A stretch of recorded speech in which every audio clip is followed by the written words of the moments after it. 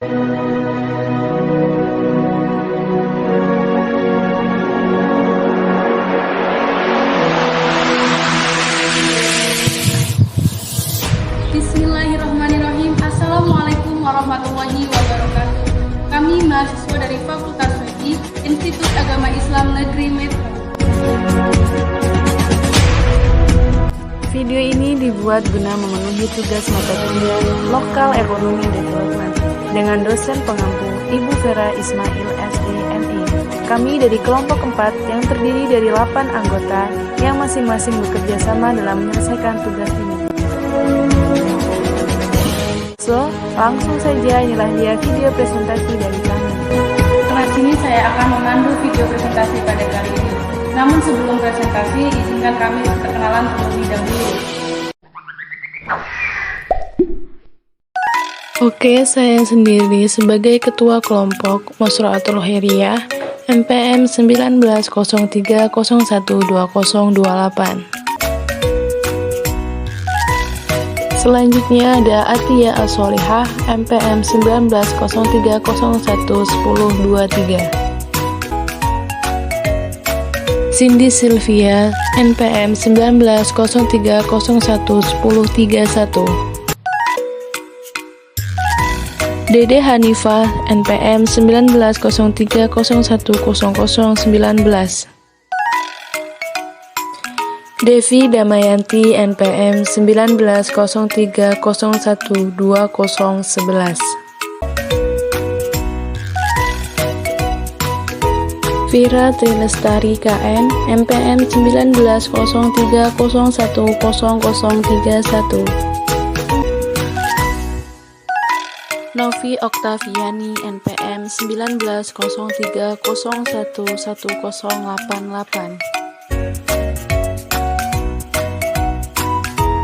Dan yang terakhir ada Tiara Malinda NPM 1903011126.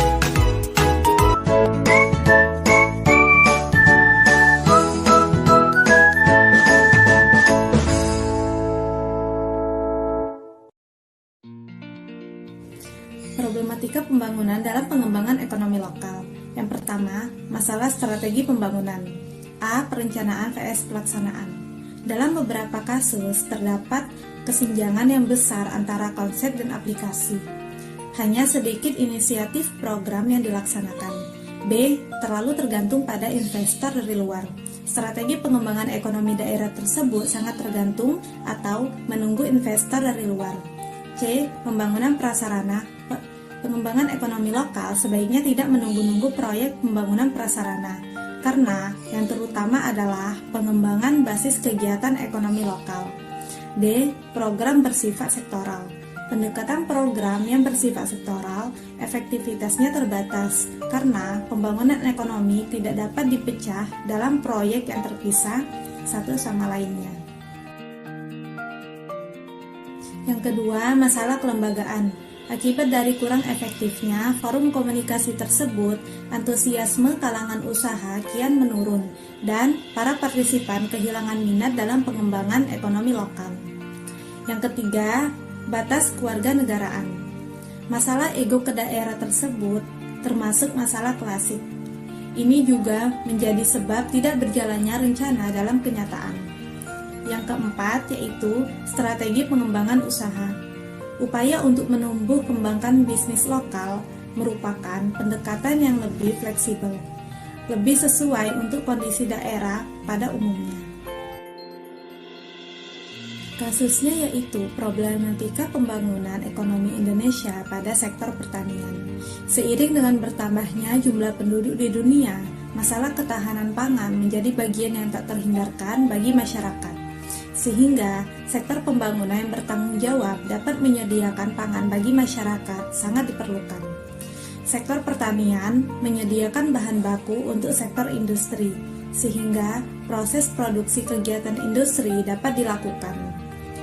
Dengan kata lain, sektor industri pertanian tidak dapat berkembang tanpa adanya dukungan oleh sektor pertanian yang kuat. Selama ini, pertanian dianggap sebagai bidang yang membutuhkan banyak energi, sehingga melampaui batas tenaga kerja industri dan perdagangan. terutama pada sektor lainnya. Solusi dari masalah tersebut yaitu untuk meningkatkan pendapatan para petani bisa dengan melakukan peningkatan beragam jenis, antara lain demi meningkatkan kepemilikan tanah, meningkatkan kapasitas per unit lahan, atau menerapkan kebijakan harga yang tepat atau berpihak pada petani. Pada akhirnya, pengembangan sistem agribisnis sebagai strategi untuk meningkatkan pendapatan dan memperkuat sektor pertanian adalah bagian dari pembangunan ekonomi negara secara keseluruhan.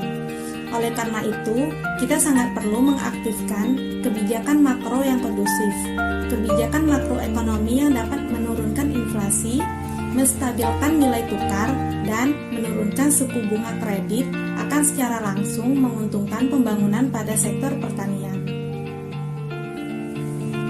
Kasusnya yaitu problematika pembangunan ekonomi Indonesia pada sektor pertanian. Seiring dengan bertambahnya jumlah penduduk di dunia, masalah ketahanan pangan menjadi bagian yang tak terhindarkan bagi masyarakat. Sehingga sektor pembangunan yang bertanggung jawab dapat menyediakan pangan bagi masyarakat sangat diperlukan. Sektor pertanian menyediakan bahan baku untuk sektor industri, sehingga proses produksi kegiatan industri dapat dilakukan. Dengan kata lain, sektor industri pertanian tidak dapat berkembang tanpa adanya dukungan oleh sektor pertanian yang kuat. Selama ini, pertanian dianggap sebagai bidang yang membutuhkan banyak energi, sehingga melampaui batas tenaga kerja industri dan perdagangan, terutama pada sektor lainnya.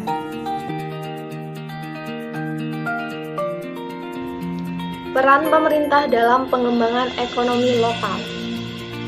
Peran pemerintah dalam perekonomian adalah mengurangi dampak akibat kegagalan pasar sehingga tujuan kesejahteraan dan keadilan pada masyarakat bisa tercipta dengan baik.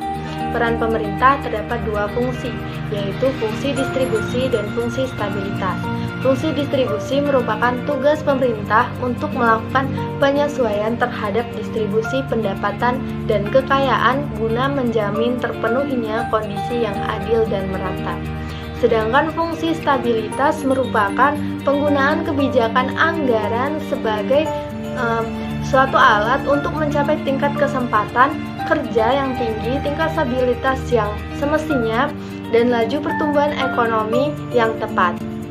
Nah, dapat disimpulkan bahwa peran pemerintah daerah di sini merupakan segala bentuk pelaksanaan kegiatan-kegiatan di tingkat daerah dalam pemberian pelayanan dan keadilan yang sesuai. Tujuan pengembangan ekonomi lokal yaitu yang pertama, membentuk kemitraan antara pelaku ekonomi untuk pemanfaatan potensi ekonomi lokal dan dengan meningkatkan kapasitas pasar pada tingkat lokal, regional, dan global.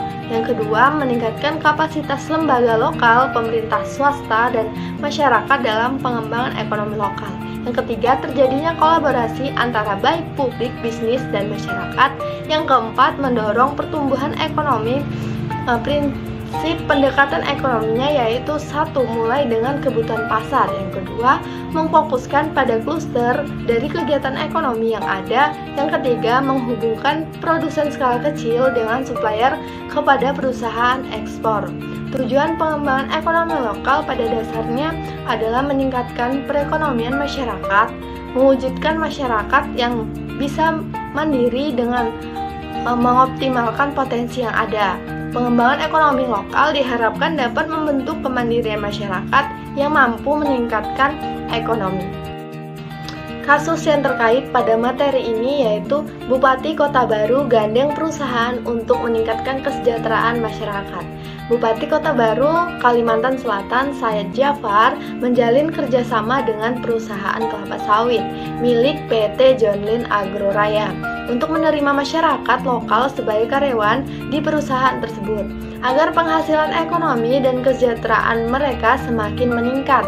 Ia mengatakan, sejak dimulai pembangunan pabrik, pemerintah daerah meminta kepada pihak perusahaan agar dapat memanfaatkan masyarakat lokal sebagai karyawan atau pekerja.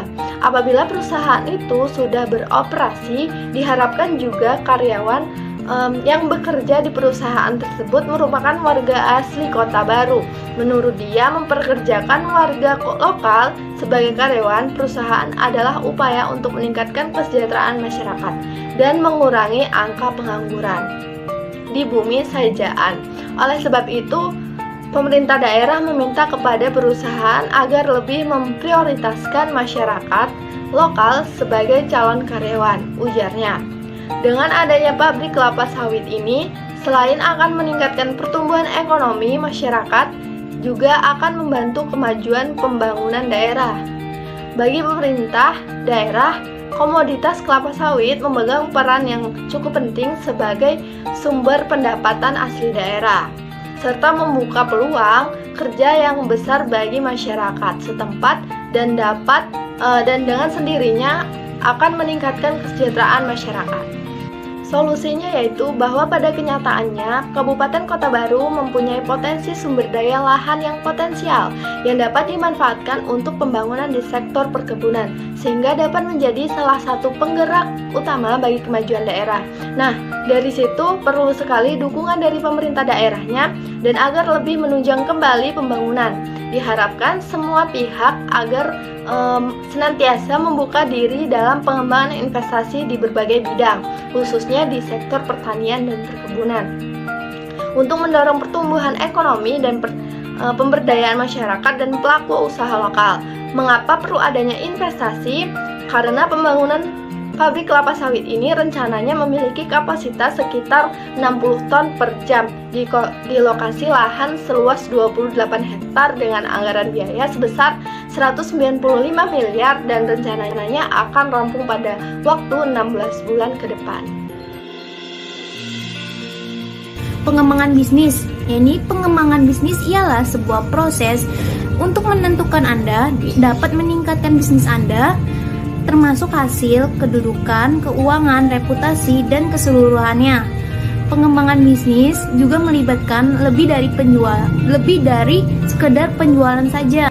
Selanjutnya, program dari kemitraan ekonomi lokal. Salah satunya yakni program kemitraan ekonomi lokal yang berkolaborasi pada masyarakat dan pelayanan untuk kesejahteraan pemerintahan Australia dan Indonesia, ini disebut dengan Kompak.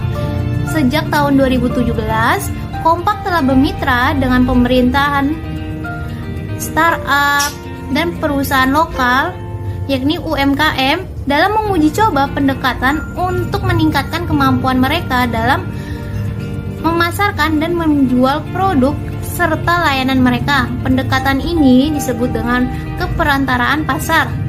Ini membantu UMKM untuk menilai peluang pasar dan kemudian merancang sebuah opsi bisnis yang tepat. Terdapat juga beberapa provinsi yang telah berkolaborasi dengan Kompak, yakni seperti Aceh, Jawa Tengah, Jawa Timur, Nusa Tenggara Barat, Sulawesi Selatan, Papua, dan Papua Barat. Pada tahun 2016, ini dengan kerjasama UIN, LA Raniru, dengan Kompak melalui inisiasi model Universitas Membangun Desa dalam program KKN tematik melaksanakan pelatihan penganyaman kepada 100 lebih perempuan dalam 5 kelompok. Dengan dibentuknya kelompok tersebut, kelompok anyaman kubu kreatif atau bisa disebut dengan E-Craft sebagai kelompok usaha yang berizinan yang berperan melakukan akses pemasaran sekaligus mendukung berperannya ibu-ibu mendapatkan keterampilan menganyam dan akses pembiayaan. Dengan tahapan-tahapan yang tersedia, anyaman ecing gondok menjadikan pendapatannya dalam hasil grafik mengalami peningkatan sekitar 70% dengan berjalannya waktu dari tahun 2018 sampai 2020, yang mana peningkatannya ini sekitar 9 kali lipat dari 2018. Yang kemudian secara bertahap menjadikan seller utama pembeliannya yang diekspor ke dalam kota seperti Sumatera Utara dan Yogyakarta. Solusi yang terdapat dari kasus tersebut, jadi kasus tersebut, kita bisa mengetahui bahwa ekonomi lokal bisa menjadikan peluang pembuka lapangan kerja dengan peluang yang telah diberikan dan menjadikan pertumbuhan perekonomian lokal yang stabil dengan berkolaborasi juga dengan kemitraan Indonesia yakni Kompak dapat meningkatkan kesejahteraan dan penghasilan dalam daerah tersebut. Kasusnya yaitu ekonomi dan keuangan Islam saat pandemi COVID-19. Sebagai negara dengan ekonomi terbesar kedua di dunia, merosotnya ekonomi Tiongkok karena pandemi COVID-19 tentu saja berdampak terhadap perekonomian global. Beberapa lembaga riset kredibel dunia memprediksi dampak buruk penyebaran wabah ini terhadap ekonomi global. Untuk Indonesia sendiri, Menteri Keuangan Sri Mulyani Indrawati memprediksi pertumbuhan ekonomi dalam skenario terburuk bisa mencapai minus 0,4%. Kondisi di mana masyarakat yang hanya berdiam diri di rumah atau stay at home berdasarkan hukum supply and demand lambat laun akan menyebabkan penurunan permintaan secara agregat atau agregat demand yang berujung pada jumlah produksi yang terus menurun. Proses penurunan perekonomian yang berantai ini bukan hanya akan menimbulkan guncangan pada fundamental ekonomi real, melainkan juga merusak kelancaran mekanisme pasar antara permintaan dan penawaran agar dapat berjalan normal dan seimbang. Berhubung ketahanan setiap lapisan atau tingkatan tersebut berbeda-beda, maka masyarakat ekonomi golongan menengah ke bawah khususnya mikro dan pekerja informal berpendapatan harian tentu menjadi kelompok yang penting rentan terkena dampaknya. Dampak di sektor real tersebut kemudian akan menjalar ke sektor keuangan yang tertekan karena sejumlah besar investor akan mengalami kesulitan pembayaran kepada investornya. Dengan kondisi seperti ini, timbul pernyataan besar, bagaimana Indonesia mampu melaluinya? Apa yang dimiliki bangsa ini agar mampu bertahan di tengah gelombang wabah yang belum pasti kapan berakhir? Sebagai negara dengan populasi muslim terbesar di dunia, umat Islam dapat memberikan peran terbaiknya melalui berbagai bentuk atau model filantropi dalam ekonomi dan keuangan syariah. Peran ini diharapkan dapat mengatasi guncangan ekonomi yang terjadi dan seluruh masyarakat, khususnya umat muslim, dapat ikut serta berkontribusi dalam memulihkan guncangan tersebut. Solusi ekonomi dan keuangan sosial Islam. Di antara solusi yang dapat ditawarkan dalam kerangka konsep dan sistem ekonomi dan keuangan sosial Islam adalah: pertama, penyaluran bantuan langsung tunai yang berasal dari zakat, infak, dan sodakoh, baik yang berasal dari unit-unit pengumpulan zakat maupun dari masyarakat. Khusus untuk zakat yang ditunaikan, penyalurannya dapat difokuskan kepada orang miskin yang berdampak COVID-19 secara langsung, sebagai salah satu yang berhak menerimanya. Poin ini adalah skema filantropi ekonomi yang memiliki potensi besar bagi perekonomian masyarakat. Namun, sayangnya realisasi zakat yang masuk ke Basnas masih jauh dari harapan. Realisasi zakat di akhir tahun 2018 tercatat hanya 8,1 triliun, padahal potensinya mencapai 252 triliun.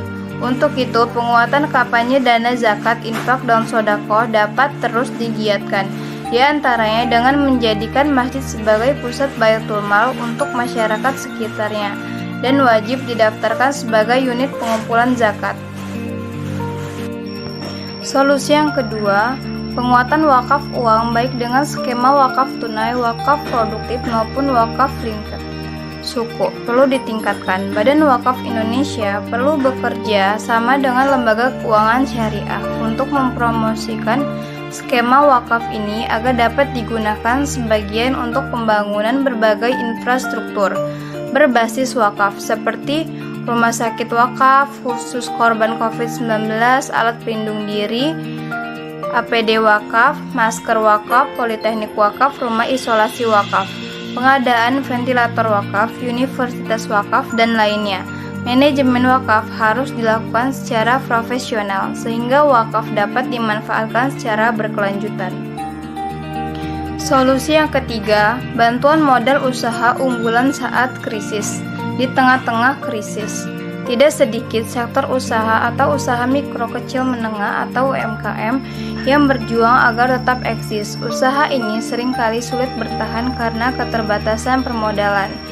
Keberadaan UMKM sebagai kelompok non-muzaki adalah kelompok yang sangat rentan untuk jatuh ke dalam jurang kemiskinan dan keberangkutan karena goncangan atau hantaman ekonomi.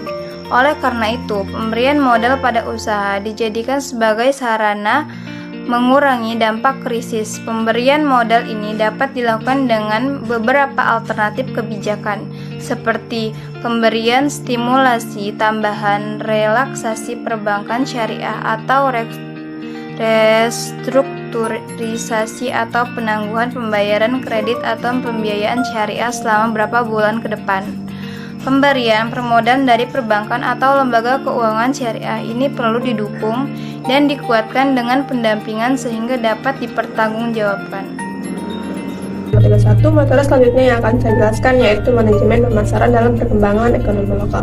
Menurut Kotler dan Gary Armstrong pada tahun 2008, pemasaran atau marketing merupakan suatu analisis, perencanaan, implementasi, pengelolaan, pengendalian suatu program yang dirancang untuk menciptakan, membangun, dan memelihara suatu transaksi yang menguntungkan dengan pembeli sebagai sarana untuk mencapai suatu tujuan perusahaan. Sedangkan manajemen merupakan suatu proses perencanaan, planning, pengorganisasian, organizing, penggerakan atau outsourcing, dan pengendalian controlling. Manajemen pemasaran juga merupakan seni untuk menjangkau, mempertahankan, dan menumbuhkan pelanggan dengan memilih target pasar dan menciptakan, memberikan, dan berkomunikasi dengan keunggulan nilai pelanggan. Ekonomi lokal adalah kemampuan suatu daerah dalam membangun perekonomiannya untuk memperbaiki kualitas ekonomi dan kualitas hidup di masa yang akan datang.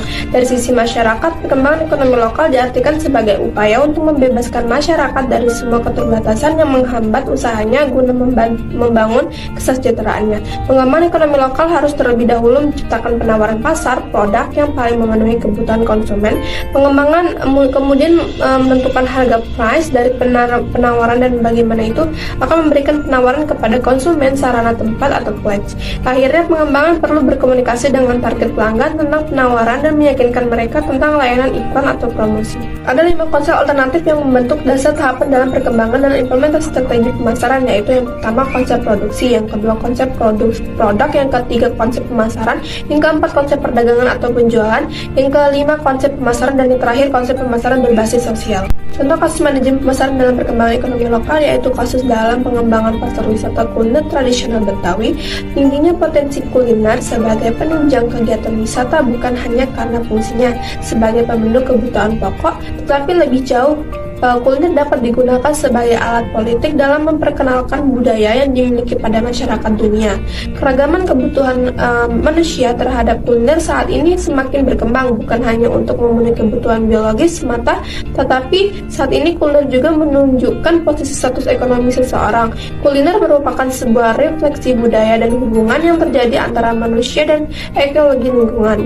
Produksi kuliner akan sangat terkait dengan ketersediaan bahan baku kuliner yang disediakan oleh lingkungannya. Dengan demikian, pembahasan tentang kuliner tradisional Indonesia memiliki posisi yang sangat strategis. Tetapi dalam perkembangannya, kuliner asing dan kuliner fusion semakin mempersulit mencari juru pasar. Bagi pengembangan kuliner tradisional Indonesia, perlu sebuah penanganan yang intensif dan berkelanjutan dalam menangani dan mengembangkan kuliner di Indonesia. Agar potensi kuliner yang ada di Indonesia dapat dikuasai secara maksimal, makanan sebagai produksi kuliner menjadi salah satu indikasi keberhasilan pembangunan yang berkelanjutan di sebuah negara, di mana penekanan terhadap pemenuhan kebutuhan pangan penduduk menjadi salah satu indikatornya. Solusi dari kasus tersebut yaitu dengan adanya wisata kuliner tradisional dan pengembangan ekonomi lokal tersebut, terbukanya lapangan pekerjaan yang sangat luas dengan adanya pasar wisata kuliner. Dalam manajemen pengembangan ekonomi lokal yang harus diperhatikan dan dilakukan pada bisnis kuliner yaitu perlu memperbarui penawaran terhadap pelanggan untuk memastikan kualitas nilai serta produktivitas untuk kepentingan pelanggan dan rasa yang enak. Lalu dalam manajemen pemasaran PEL, pengembangan ekonomi lokal tersebut menggunakan sistem strategi manajemen pemasaran itu dengan menerapkan 4P, tempat, produk, promosi, harga, dan produk, dan dengan menetapkan strategi pengembangan manajemen pemasaran, yaitu dengan konsep produksi, konsep produk, konsep penjualan atau perdagangan, konsep pemasaran, dan konsep pemasaran berbasis sosial. Dengan begitu, pasar wisata kuliner bisa berjalan dengan baik dan beradaptasi untuk bersaing secara efektif dengan pasar kuliner di luar sana, dan bisa membuka lapangan pekerjaan yang luas. Lalu dengan adanya bisnis kuliner yang menyediakan kebutuhan pangan memiliki peluang yang sangat besar bagi masa kini maupun masa yang akan datang. Prinsip dasar pengembangan ekonomi lokal. Menurut Askaria dalam Rusudiana tahun 2013, terdapat 3 prinsip AMP. Sebelum membahas 3 prinsip, apa sih itu AMP? Analytic Method Process merupakan pendekatan baru dalam proses pengambilan keputusan yang memberikan kerangka kerja umum dalam memperlakukan keputusan-keputusan tanpa membuat asumsi tentang independensi elemen-elemen pada level yang lebih rendah dan tentang independensi elemen-elemen dalam suatu level. 3 prinsip itu adalah: yang pertama, prinsip dekomposisi, yaitu memodelkan masalah ke dalam kerangka AMP. Yang kedua, prinsip penilaian koperasi, diterapkan untuk membangun perbandingan pasangan dari semua kombinasi elemen-elemen dalam klaster, dilihat dari klaster induknya. Yang ketiga, prinsip komposisi hierarkis atau sintesis, diterapkan untuk mengalihkan prioritas lokal dari elemen-elemen dalam suatu klaster dengan prioritas global dari elemen induk yang akan menghasilkan prioritas global dan seluruh hierarki, dan menjumlahkannya untuk menghasilkan prioritas global untuk elemen-elemen level terendah. Menurut Abdul Syakur, terdapat 3 prinsip pengembangan ekonomi lokal. Yang pertama, prinsip ekonomi, yaitu prinsip ini berawal dari permintaan pasar yang berfokus pada klaster, kegiatan ekonomi yang berfokus pada sektor basis yang dapat menciptakan suatu transaksi atau hubungan antara produsen kecil dengan supplier atau pengepul hingga perusahaan pengekspor.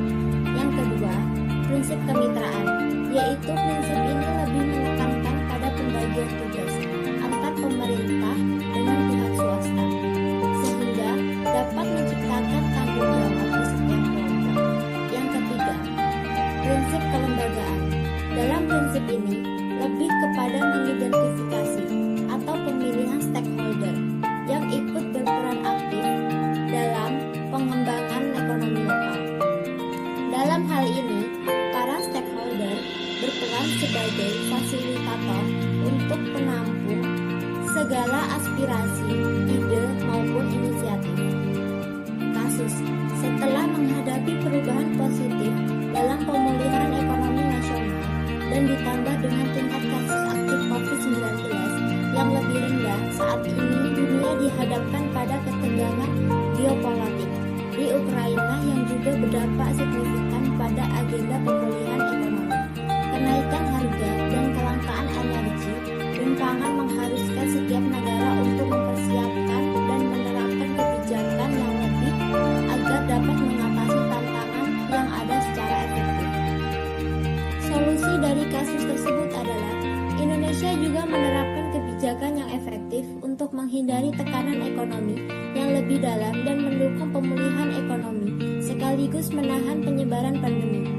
Dari sisi penanganan pandemi COVID-19, Indonesia saat ini memiliki tingkat rawat inap yang lebih serta lebih dari 140 juta penduduk telah divaksinasi lengkap. Dari sisi permintaan pertumbuhan ekonomi didorong oleh pertumbuhan positif pada konsumsi, aktivitas, manufaktur, investasi, dan ekspor. Demikian pula, dari sisi penawaran, hampir semua sektor tumbuh positif sebagai respon dari peningkatan permintaan. Tahapan pengembangan ekonomi lokal, seperti halnya upaya pengembangan lain dalam rangka mencapai tujuan pembangunan daerah, PEL memiliki 4 tahapan utama dalam penerapannya, yang berada pada satu siklus pengelolaan PEL yang berkelanjutan, yaitu tahap 1 adalah tahapan paling awal yang diperlukan oleh daerah ketika mulai menerapkan konsep PEL untuk pengembangan wilayahnya. Setelah itu tahap 2 hingga tahap 4 yang prosesnya dilakukan bukan secara linear, melainkan dalam satu siklus,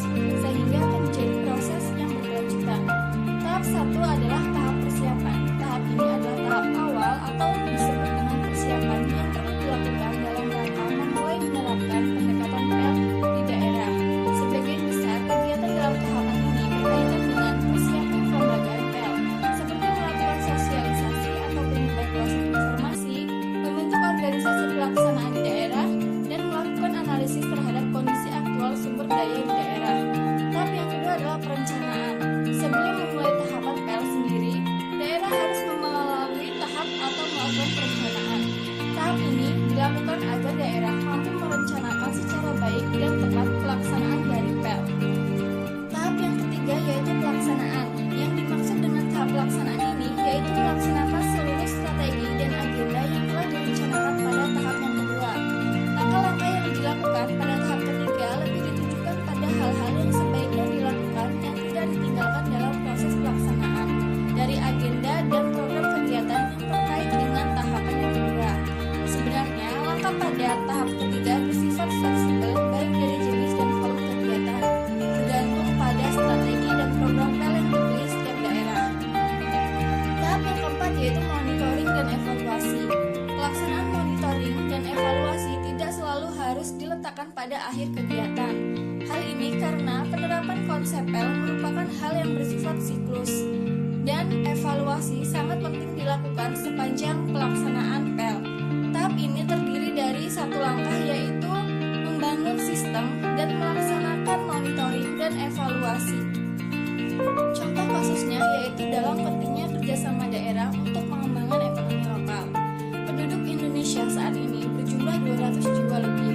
Kekayaan alam melimpah ruah yang terbentang dari seluruh Nusantara. Hal ini merupakan suatu modal yang sangat penting bagi pelaksanaan pembangunan daerah di Indonesia. Sumber daya manusia di Indonesia sangatlah besar dan sangat mendukung keberhasilan pembangunan. Rakyat Indonesia belum merasa sejahtera meskipun sumber daya alam yang dimiliki sangat besar, karena tujuan-tujuan pembangunan belum tercapai dan masih banyak kendala-kendala yang dihadapi oleh bangsa Indonesia. Pembangunan juga belum merata di seluruh pelosok tanah air. Masih banyak daerah-daerah terutama di luar Jawa yang membutuhkan perbaikan fasilitas-fasilitas yang dibutuhkan. Pembangunan memang perlu tahapan-tahapan yang harus dilalui untuk mewujudkan tujuan yang telah ditetapkan. Tahapan pembangunan itu sendiri dibedakan menjadi 3 jangka waktu, yaitu jangka panjang, jangka menengah, dan tahunan. Maka dengan demikian, jika pembangunan akan dilaksanakan, perlu ditinjau terlebih dahulu untuk mengetahui apakah pembangunan itu termasuk jangka panjang, menengah, atau tahunan, sehingga pembangunan itu dapat dilaksanakan dengan biaya yang seminimal mungkin dan mendapatkan hasil yang semaksimal mungkin. Seperti yang kita ketahui bahwa Indonesia mempunyai sumber daya alam dan sumber daya manusia yang sangat besar, tetapi pelaksanaan pembangunan belum bisa maksimal atau dapat dikatakan gagal. Dalam pengembangan ekonomi lokal, stakeholder perlu mengetahui apa yang perlu dilakukan untuk pengembangan ekonomi lokal, apa kendalanya, siapa yang akan berperan, serta solusi dari kendala yang berkaitan dengan pengembangan ekonomi lokal.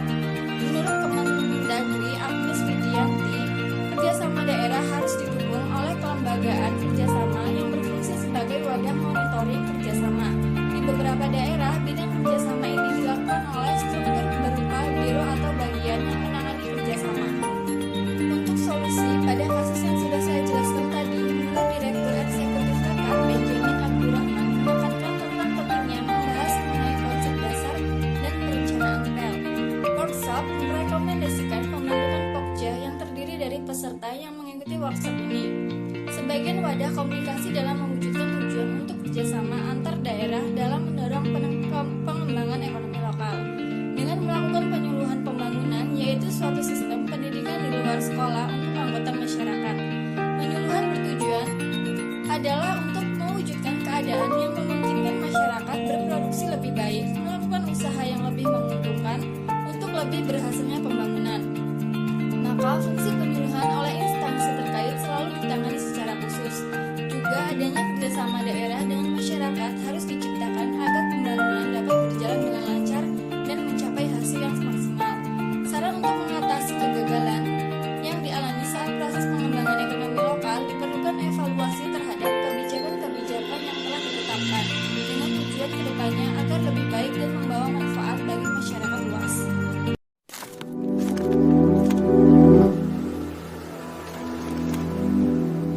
Sekian video presentasi dari kami. Jangan lupa like, comment, and subscribe. Dan kurang lebihnya kami mohon maaf. Kami akhiri. Wassalamualaikum warahmatullahi wabarakatuh.